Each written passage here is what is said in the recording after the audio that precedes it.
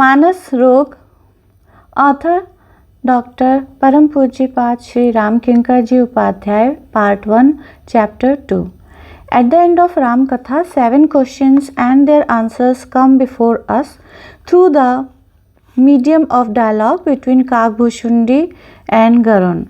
The 7th and last question of Garunji was Manas Rog Kahau Samujhai. Please describe the mental diseases. Kakbhushundi ji in answer to this describes the mental diseases. Here Goswami ji attracts our attention towards 2 facts. One is that he compares the diseases of a person's mind to the diseases present in his body and says that just like the disease of the body makes a person unhealthy and anxious, similarly disease of the mind too keeps on making him restless and oppressed. The second thing he says is that there are many diseases stuffed in the mind of a man.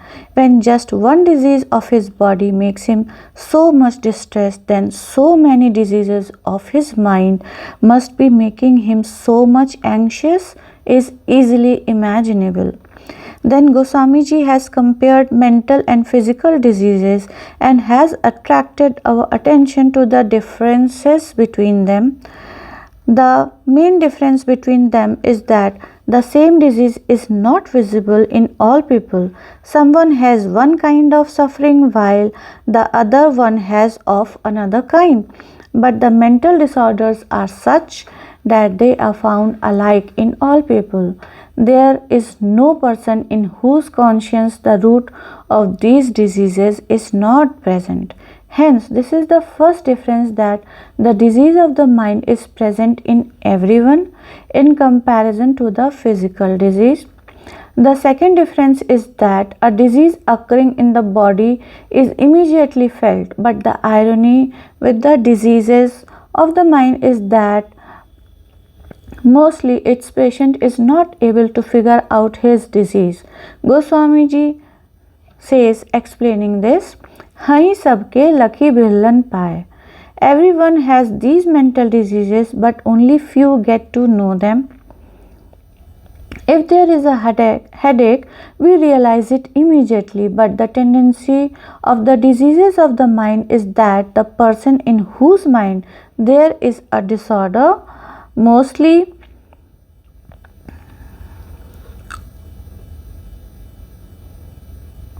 he cannot see his diseases, though there are some physical diseases too in medical science which a person cannot see in the beginning. Such diseases keep on progressing inside the body and suddenly turn incurable and become the cause of the person's death.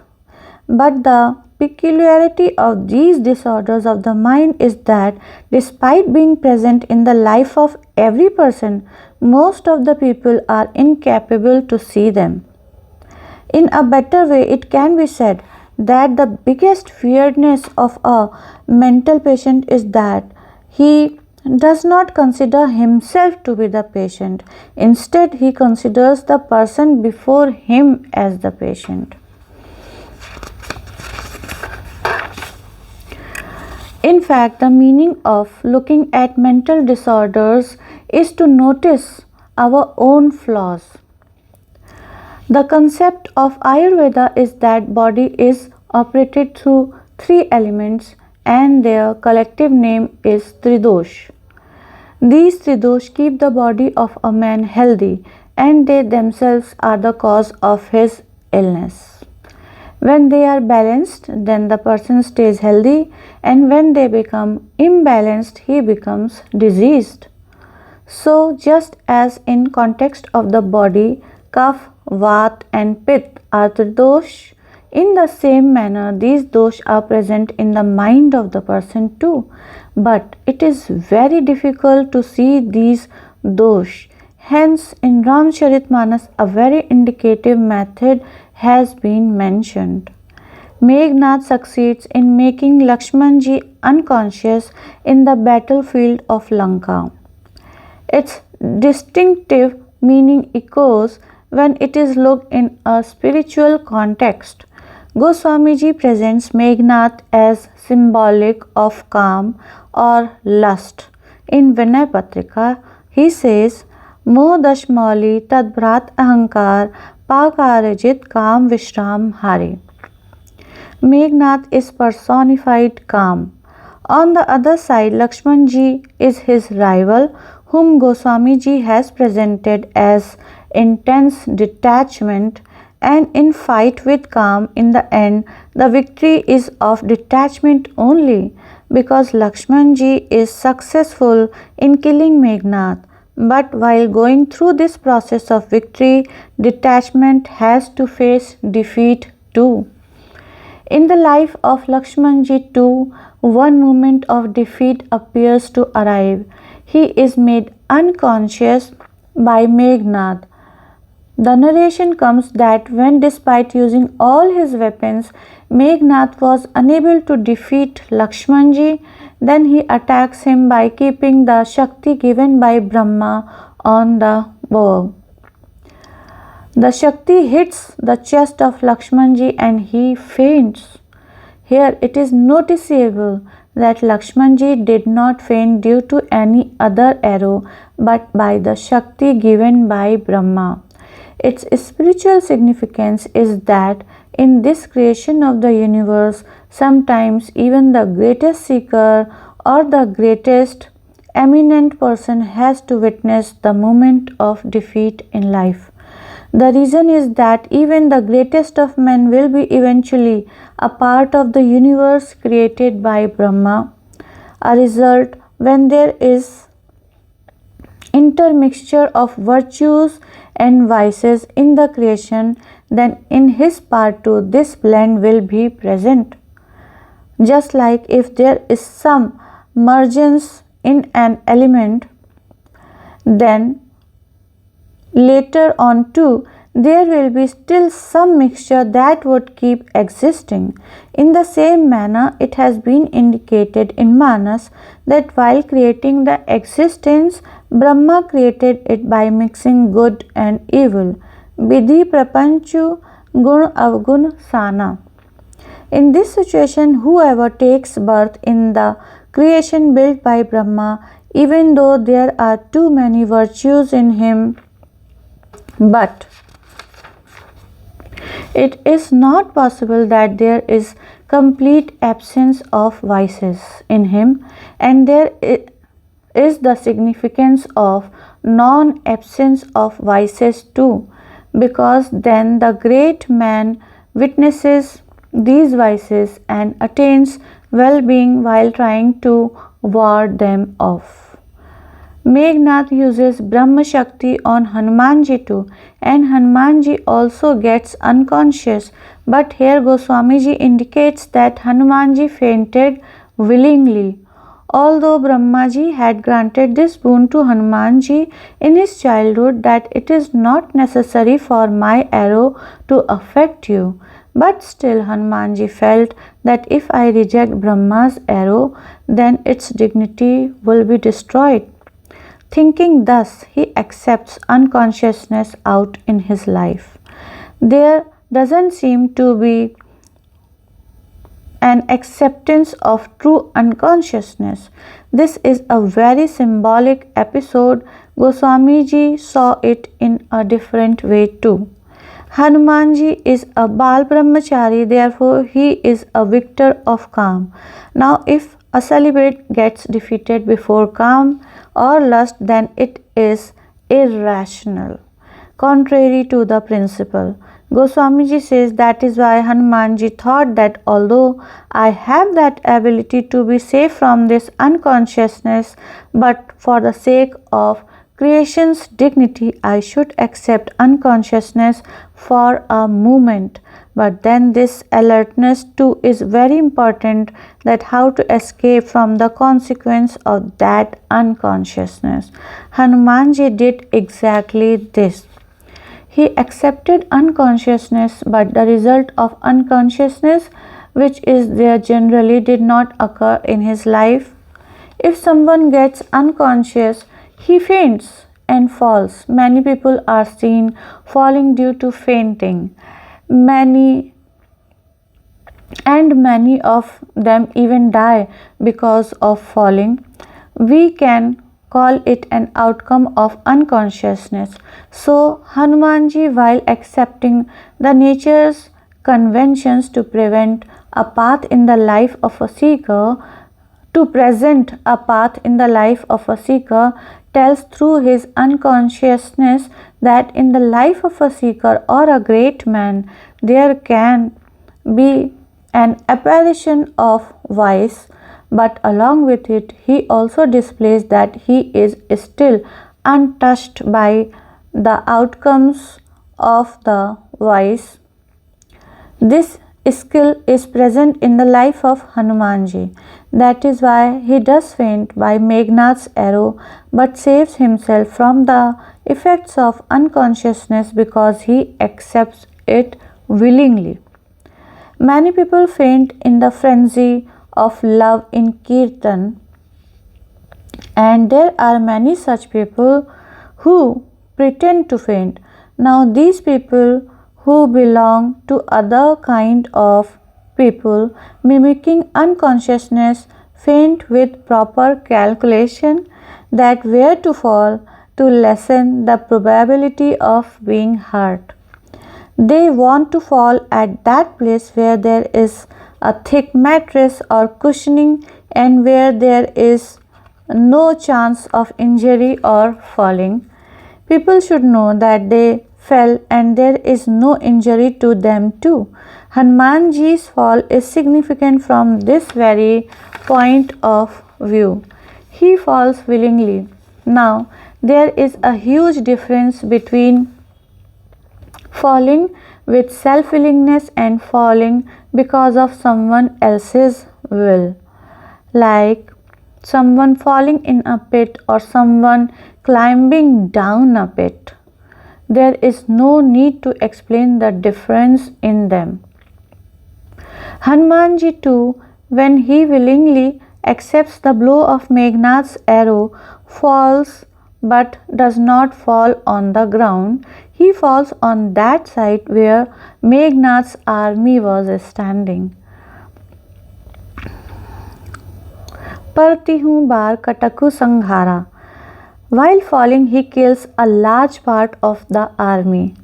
This is the very significant skill of Hanumanji. He, of course, destroyed vices through virtues, but this acceptance of vice, which is visible in his living, through that too he destroys the vices and still keeps himself free from the effects of the vices. On the other side is Lakshmanji. He too cannot be made unconscious. What effect can Meghnad's arrow even have on him? But still he accepted to get unconscious. There the indication is that he accepted the part of a saint. What is this role of a saint? Just like sometimes a doctor is seen accepting the disease of the patient, the germs of the disease enter the body of the doctor while he is treating the patient, but the doctor does not get scared. He is kind-hearted. Similarly, Lakshmanji bears the blow of Meghnad's Shakti on himself to protect Vibhishan. Goswami Ji indicates in Lanka Kand of Gitavali Ramayana that the danger was about to be there for Vibhishan. When Meghnad saw Vibhishan in front of him in the battlefield, then all his anger was focused on Vibhishan, thinking that he is the one who keeps on revealing the secrets of Lanka to the enemy side. He thought that I should attack him first, and thinking thus he attacked Vibhishan with Shakti. Seeing this, Lakshmanji does an unexpected thing. He immediately pushes back Vibhishan and bears that Brahma ban on his chest, thus losing consciousness and falls down. Seeing him unconscious, Lord Shri Ram starts crying and addressing him says, मेरे पुन की लाज इहालो हति प्रिय प्राण दये हैं लगती संगी विभीषण ही पर सी पर आप भये हैं. Oh, you care for my vow to this extent that for it you have even given up your dear life. This is why, though the Shakti was about to hit Vibhishan's heart, but to protect him, you became his shield.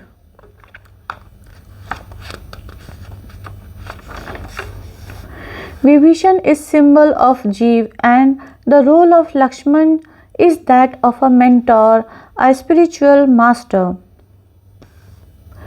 The Guruji himself accepts the blow, the vice hovering over the Jeev to safeguard the principles of the existence and faints.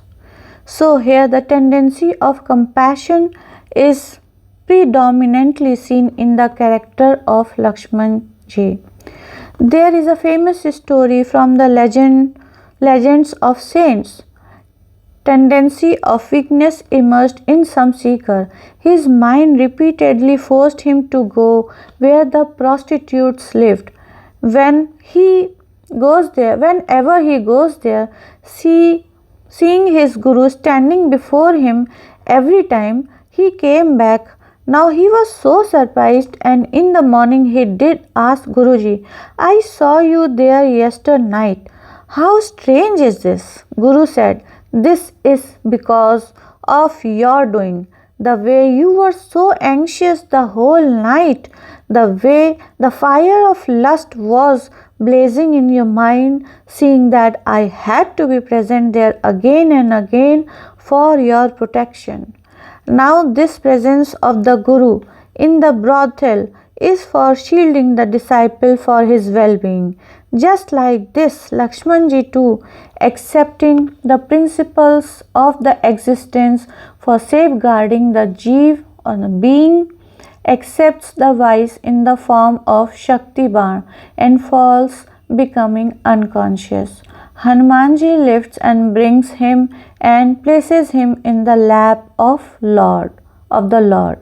Here detachment or Vairagya is seen in two roles. Lakshmanji is personified detachment and so is Hanumanji. One detachment is unconscious presently and the other is conscious. The conscious detachment takes the unconscious detachment and places him in the lap of the Lord. Now, how to cure this unconscious detachment? If Lord Ram wanted, he could have immediately made Lakshman conscious with his divine way. This signifies that if God wishes, he can, through his miraculous way, remove the vices of the seeker's conscience in a moment. Sometimes such use of God's grace is seen in the lives of seekers, but in Ramcharitmanas the method of spiritual practice is described along with the course of grace, for the reason that what if the seeker might become inactive due to such grace of the Lord, so that he doesn't assume that for the elimination of vices only God's grace is sufficient, and so that he doesn't get confused about his own role in the eradication of the vices.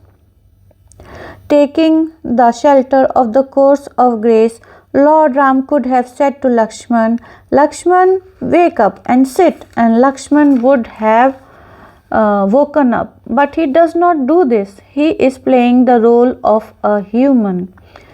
Uma karat Raghupati nar leela. Hence he wants to solve this problem in a human appropriate way, as if he wants to tell that when our detachment, the virtue of our life faints due to the blow of some vice, then through which process that blow can be borne and how to cure oneself from its effect. Like a human, he asks Hanumanji for solution. Hanumanji presents all alternatives one after another before the Lord. He presents this too as an alternative.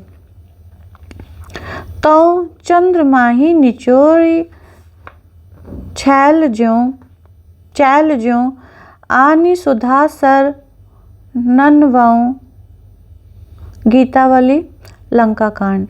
I will squeeze the moon like a cloth, bring ambrosia from it and bow before you. I have heard that moon has ambrosia in it. Lakshmanji will become conscious on putting that ambrosia in his mouth. The Lord says, No, Hanuman, you only said one day that Sasi tumhar priya das. Now, to save the life of one devotee, the proposal to squeeze the other devotee does not feel right. It does not feel acceptable to me.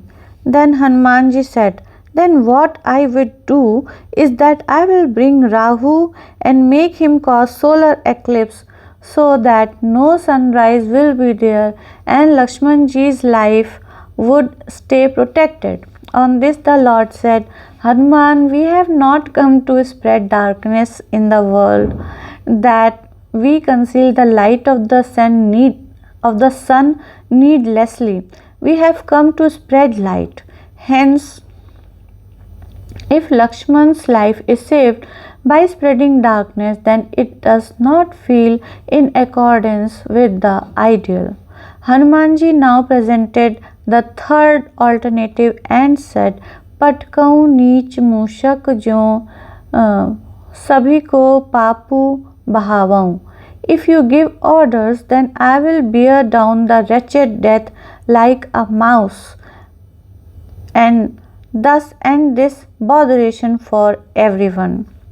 Hanumanji meant that man dies of death. Now, if death itself is killed, then no one will be scared of death. And in this manner, Lakshmanji too will be saved from the clutches of death. To this the Lord questioned, Well, Hanuman, tell me, who created death? You. Do you know why I created death? So that it creates fear in people, so they move in the right direction. When despite the fear of death, people behave licentiously, then if you would kill death, then their behavior will become more arbitrary. Then the tendency of fear in their lives will not arise at all, and after knowing themselves to be ever young and undying, they would be showcasing unimaginable arbitrariness. Catch hold of. Then, O Lord, may I catch hold of the doctors of heaven, the Ashwini Kumars, and bring them here. Hanumanji offered the next proposal. Lord Ram refused that too. Then Jamban gave the advice that, Lord, it has been heard that there is some noted doctor in Lanka. If you permit, then he can be called. The Lord became happy and immediately granted permission. If we ponder in practical context on this fact, then it seems to be very weird. Does any person gets himself treated at the hands of the enemy's doctor? He will be scared that the enemy's doctor might give him poison instead of the medicine, but Lord Ram's reasoning is excellent. What he means is that even though you do not trust the enemy's doctor in the physical reference, but in mental reference, the enemy's doctor would be of more utility. This is a very significant chapter. Who is the doctor? The one who has the knowledge of Tridosh. It means that the more expert one is in seeing the flaw, the more skilled doctor he will be. Now the one who is a doctor friend will not see the defects minutely to the extent that the enemy's doctor would, and the doctor will not give medicine without seeing the flaws.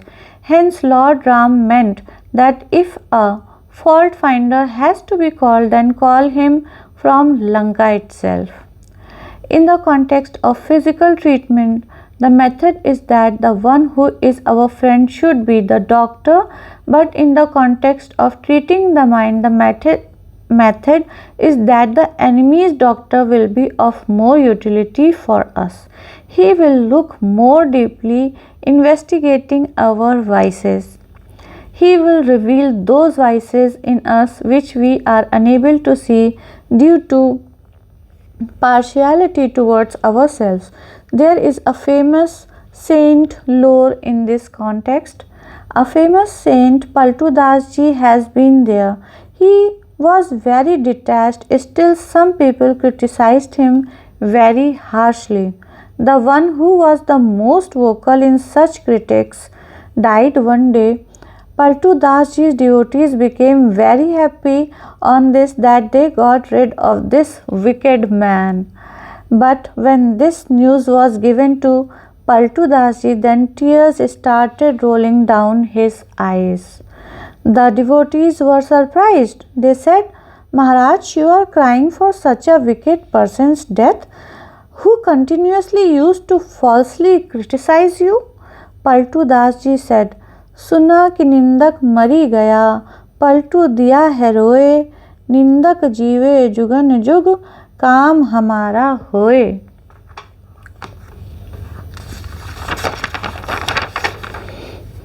What work is accomplished by that, Maharaj? काम हमारो होए, बिना कौड़ी को चाकर, कमर बांध के फिरे करई, तीनों लोक उजागर. उससे हमारी खबर पलहू भर नहीं बिसरी, लगा रही दिन रैन प्रेम से देता गारी, भक्त कही दृढ़ करई जगत को भरम छुड़ावे, निंदक गुरु हमार राम सो उन्हीं मिलावे.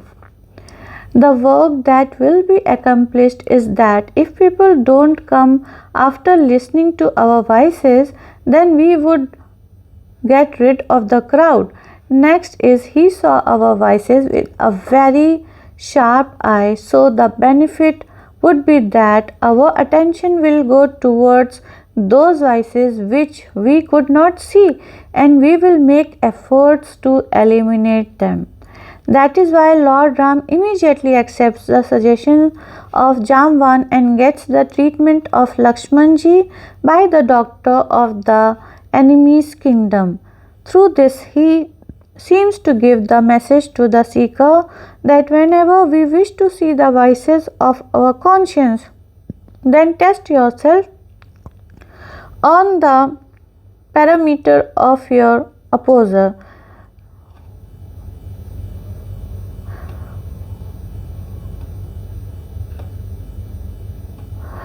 Do not ignore the opinion of your contradictor that, oh, he just keeps on opposing all the time. Instead, try to see if there is any reality in his talks or not.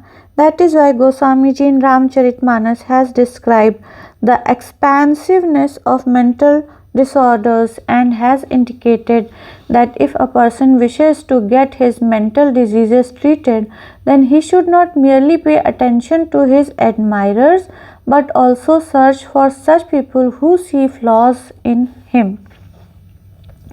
It is Goswamiji's recognition that there is no one in the world in whose mind the root germs are not present. But along with this, he also says that it is very hard to see this. Therefore, if somebody sees them with friendly spirit or with the intention of opposing, one should not hesitate from his vices being analyzed. To make it clear, he chose Devarshi Narad amidst the greatest characters of Ramayana. Narad is one great acharya, a saint, Any person greater than him cannot be imagined. He is a great yogi, great knower, but even in such Narad's mind, vices do rise. Kagbhushundi says, comparing the diseases of body and mind before Garun. काम वात कफ लोभ अपारा, क्रोध पित्त नित छाती Zara, प्रीति करही जो तीनों भाई, उपजई सन्निपात दुखदाई. And before mentioning all this, he says that मोह सकल व्याधिन कर मूला. In the root of all diseases is delusion. If we see it in Naradji's episode, it becomes clear. When this is said that delusion is in the root of all physical and mental diseases, what does it mean? Normally, people consider ignorance as synonym for delusion, but it is not like that. Ignorance is different and delusion is different. Knowledge means knowing, hence ignorance means not knowing. Delusion refers to that tendency where despite knowing, the behavior matches that of not knowing. In the eyes of Ramcharitmanas, delusion is considered as that where the person misuses his acquired knowledge. The physical diseases are also caused by this delusion only. The individual knows that such type of food should not be taken or such kind of behavior should not be observed. When he, despite knowing, disrespects the comprehended truth, then he gets ill. If vices come in a person due to ignorance, then it is forgivable. But most often, the cause of diseases in a person is that he neglects his known truth deliberately. If we ponder over the character of Naradji, then we will feel that all the mental disorders that have been enumerated, most of them have come in him.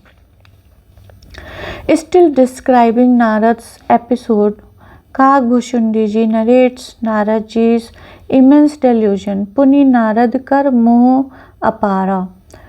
Here, this sentence could also be written in its place, Puni Narad kar काम apara or Puni Narad kar krodh apara, because lust and anger had also arisen in Narad to the extreme. He wanted to marry, becoming impatient due to lust, and cursed Lord himself, being blind in anger. But Kagbhushundi calls him delusioned, and Lord Shankar too uses the word delusion for him. Through this chapter, Goswamiji alerts us that a great individual like Narad too ends up inviting all the diseases due to just a small mistake of his. The same thing applies in the context of physical diseases. The person thinks that he follows the health rules daily, so what harm is there if he does not follow it for one day? But this outlook is not correct. Despite following the health regulations daily, if the person takes bad diet even for one day, its bad effect on his body will be there for sure. Hence, the seeker should always be alert. Shankarji narrates this episode to Parvatiji. Parvatiji asks, why does Lord's incarnation takes place? Shankarji in its reply says that there are many reasons for God's incarnation, but one of his incarnation was due to Naradji's curse. Narad श्राप दीन एक बारा, कल्प एक तेहि लगी अवतारा. Hearing this, Parvatiji started looking at Shankarji's face in astonishment. She spoke, interrupting him. यह प्रसंग मोहि कहूँ पुरारी, मुनि मन मोह आचरज भारी. She too uses the word delusion while referring to the sage. She finds it very surprising that delusion, vices, and bad thoughts could arise in the life of a person like Devarshi Narad too. Then Shankarji narrates Naradji's character. Seeing Devarshi Narad's character, it can be understood that the succession how does the succession of mental diseases takes birth in the life of a person. One significant thing in context of Narad is that two of his greatest well-wishers saw the vice in him, then one of his adversary too saw the vice in him, but Narad himself could not see his vice for quite many days. This psychology of a mental patient is so strange that he cannot see his disease himself, and in fact, sometimes he starts seeing the flaws in the doctor himself. Naradji's condition too became as such. If Lord Shankar saw and tried to ward off Narad's vices, then Lord Vishnu too, after seeing Narad's vices, arranged for their treatment. But Narad started seeing vices in both Lord Shankar and Lord Vishnu. He felt that Shankarji is very envious and hurls so many abuses at Lord Vishnu. Then Daksh Prajapati too saw flaw in Devarshi Narad. The story goes that Naradji through his sermons made the sons of Daksh Prajapati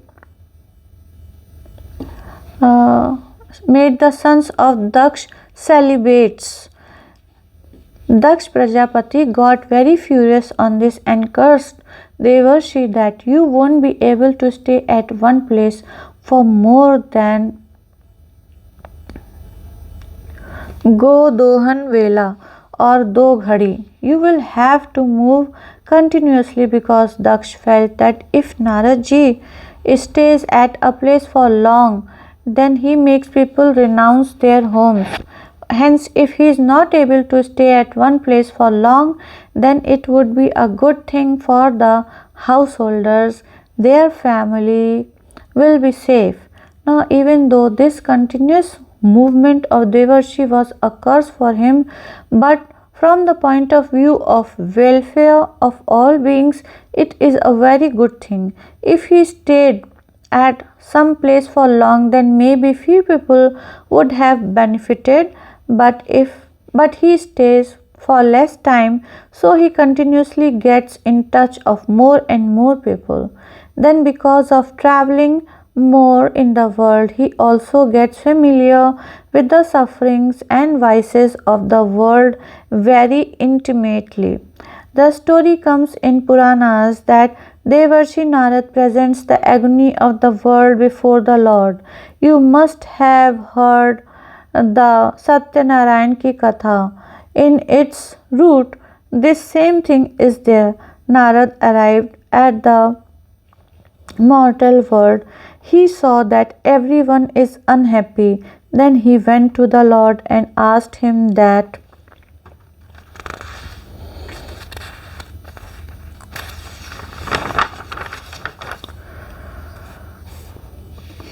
O Lord, please tell how can the sorrow of these worldly people be dispelled? This is one picture of Narad's character, but in this episode of Narad Moho, another image of Narad is there, and that is the image of a great yogi. Here Goswamiji attracts our attention to his yoga aspect as if telling that how vices can be defeated by fighting against them through persistent spiritual practice.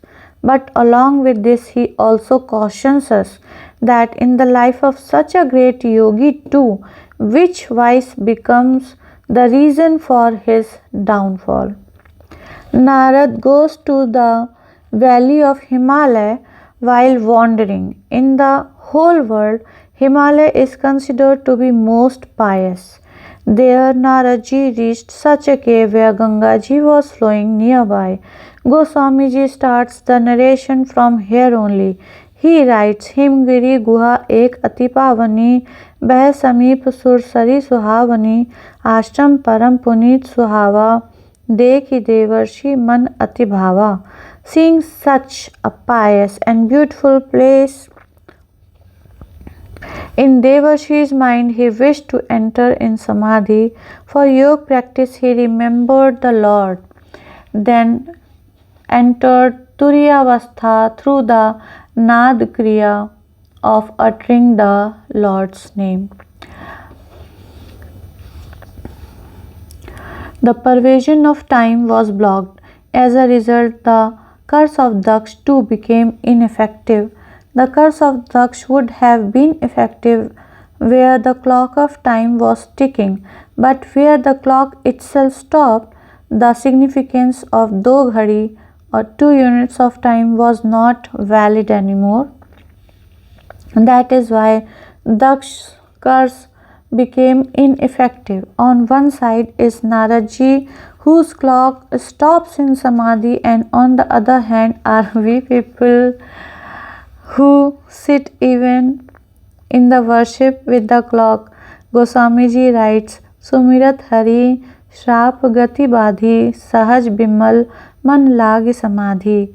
Naradji's mind is effortlessly dispassionate, is most pious. He immerses in Samadhi sitting in the cave.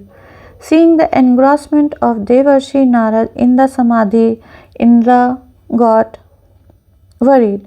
The biggest problem here is that the attack on Narad was not done by the demons. Instead, it was due to persuasion from the deities. Here there is indication of clash between two doctrines. One principle is to attain heaven through spiritual practice, and the other principle is to enter Samadhi through the spiritual practice. The first doctrine is represented by Indra, and Narad represents the other doctrine.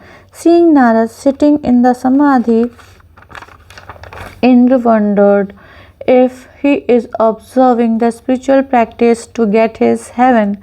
This is the problem of those doing good and virtuous deeds. The indulgent man might be very good, still he does not want share in his pleasures. Indra feels the same, that Narad should not take over on his heaven. That is why he sends Kam to attack on Narad. In this way, there are two forms of Kam. One is in the form of Meghnad in Lanka, and whom Ravan incites to fight with Lakshman, and the other one is who attacks Narad, being inspired by Indra. In the context of mental disorder too, these two forms of Kam exist. One form is controlled by the demons and the other by the deities. Now, this is easy to understand that delusive demon instigates Kam. But it seems very weird that the virtuous deities become the inspirers of Kam. It means that sometimes the vices seem to come in a person's life due to virtues too. If the intention of the virtues is only to achieve pleasures and admiration, then these virtues will generate jealousy in the life of a man for sure.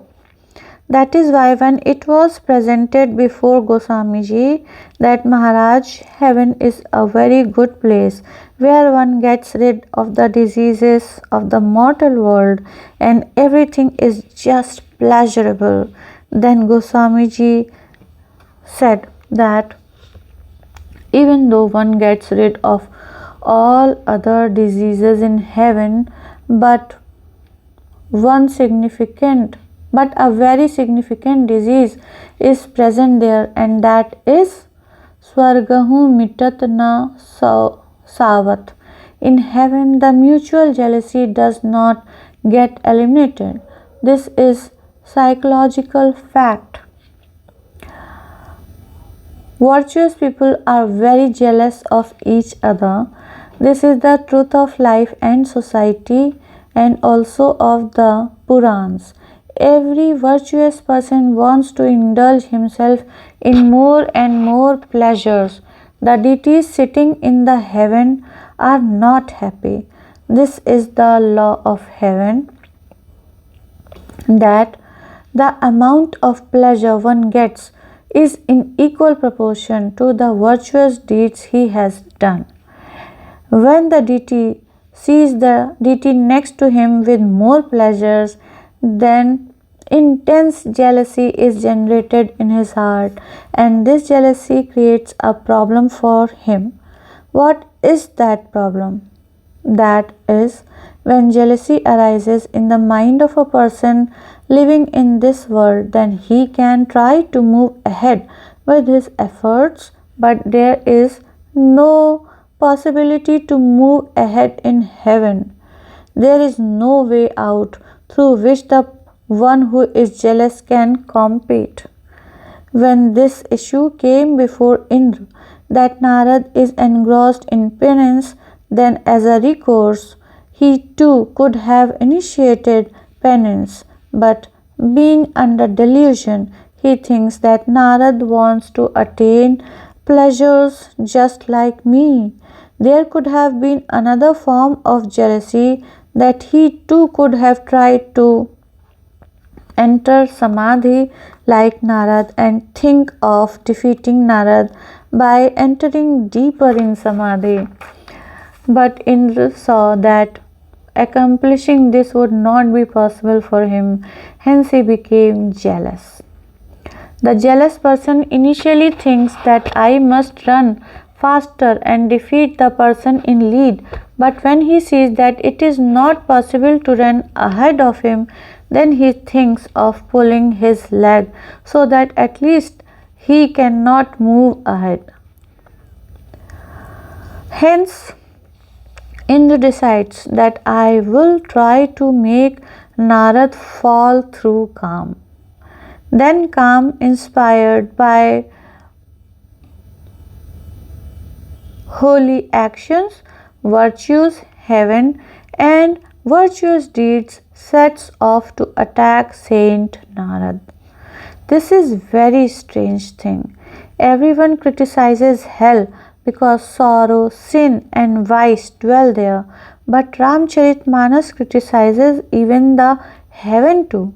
Lord Ram says, "Ehi tankar phal vishay na bhai, swargau salp ant dukhdai." The heaven is painful in the end. With Indra's inspiration, Kam sets off to pull Narad down and tries to influence him by going there with the heavenly fairies. But Narad was in such a high state of samadhi that Kam kala kachu munihi na vyapi. And then Nij bhay dareu manobhav papi. When Kam could not cause any effect on Narad, then Kam started trembling in fear. He would have enjoyed greatly if Narad would have fallen. Like when you try to pull someone's leg and he falls, then your goal is achieved. But if you are not able to make him fall, then he will try to take revenge from you. Kam too feels that now Narad will be angry on me and will curse me. That is why he sahit sahay sabhit atimani hari man mein गहेसी जाई मुनि चरण तब कही सुठी आरत ban. Kam with his accomplices holds Muni's feet, uttering regretful words and begging humbly. He says that Maharaj, I did not come here with my own will. Indra got scared that you want to get hold of the heaven. That is why he instructed me. Forgive me. Hearing this, Bhayau na Narad man kachu rosha, kahi priya bachan Kam paritosha. Narad said to Kam that I am not angry on you. You go to Indra and tell that I do not have any desire for heaven. Kam realized that Narad is the victor of all three: lust, anger, and greed. He had seen Narad's victory over lust and anger. Now he also saw that Muni is the conqueror of greed too, because he does not have greed for even the heaven. Kam returns to Swarg and tells everyone the victory tale of Narad, and all the listeners take that victory in the right form. But it was misfortune of Narad's life that Indra, all the deities, and Kam could take the right interpretation of this particular incident, but Narad himself could not take this incident in its right perspective. Goswami ji writes, मुनि सुशीलता आपनी करनी, सुरपति सभा जाई सब बरनी, सुनी सब के मन अचरज आवा, मुनि ही प्रशंसी हरि ही सिरुनावा. Kam went to Devraj Indra's assembly and narrated Muni's great character and his own misdeed, hearing which everyone was shocked in their minds. Such a great man who wins over lust, anger, and greed is indeed blessed. Everybody started praising Narad ji, but along with that, they bowed their heads in the feet of the Lord. This is a very big formula mantra. Anyone can be praised, but salutation must all actually be done to God, who gave the person such competence, provided him with such attributes that he becomes great, utilizing that competence and those attributes. Everyone who heard Narad's story of victory over Kam said there is so much grace of the Lord over Narad that he remained safe in spite of being among so many vices and vicious thoughts. But the misfortune of Narad was that he could not take the victory of his in the right perspective. He had entered the cave of Antahkaran's Chitta by being engrossed in the Samadhi due to the grace of the Lord, but he got deviated from the Samadhi and entered the cave of Antahkaran's ego. This was the biggest misfortune of Narad's life. So it will be continued in the part B of chapter 2. Jai Shri Ram.